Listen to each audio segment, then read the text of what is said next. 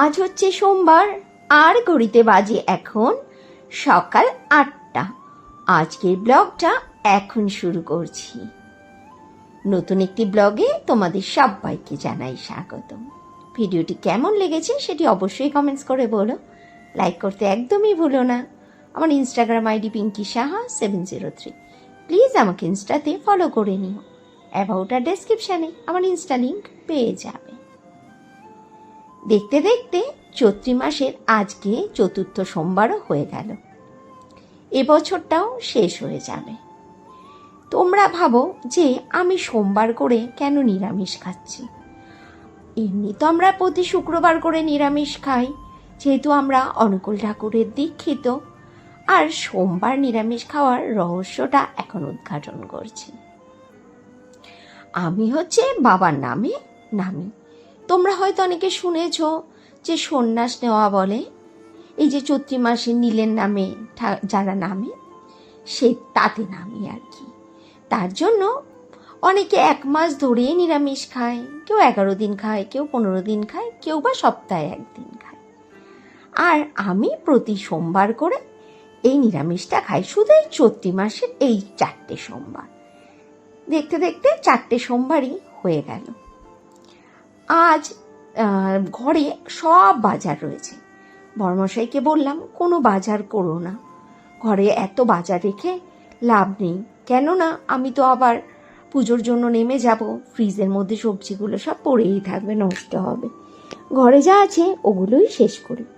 তার উপরে আবার কাল রয়েছে আমাদের এখানে শীতলা পুজো, মানে পরপর নিরামিষ। আর ভাবলাম আজকে একটু বেশি করে রান্না করে রেখে দেবো ফ্রিজে, কালকেও এগুলো দিয়েই চলে যাবে। জানো তো আমাদের এখানে না এই শীতলা পান্তা উপলক্ষে সবাই শুধু ভাজাভুজি করে আর ভাত করে, জল দিয়ে খায়। আমি কিন্তু এটা করি না। আগে আমিও এটাই করতাম।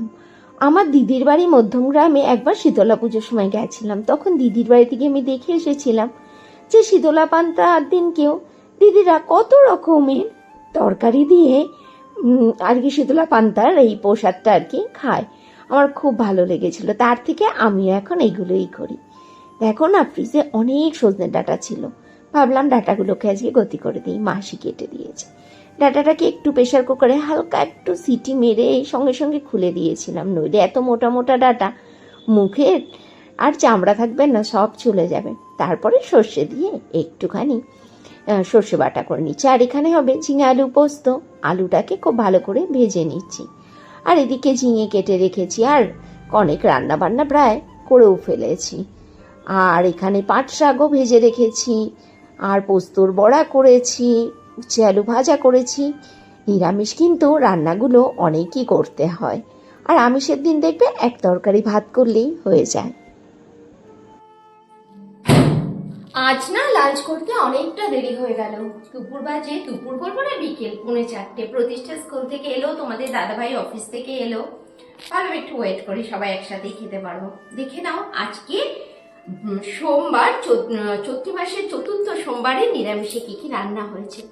এখানে রয়েছে ভাত, রয়েছে কাঁকরোল ভাজা, পোস্ত বড়া, ডালের বড়া, আলু সেদ্ধ, পাট শাক ভাজা, রয়েছে ছোলার ডাল। ছোলার ডালটা রাতে লুচি খাওয়ার জন্য। এখানে রয়েছে মুগের ডাল, রয়েছে ঝিঙে আলু পোস্ত, এখানে রয়েছে সজনে ডাঁটা চচ্চড়ি, আর রয়েছে টক দই, রয়েছে গন্ধরাজ লেবু।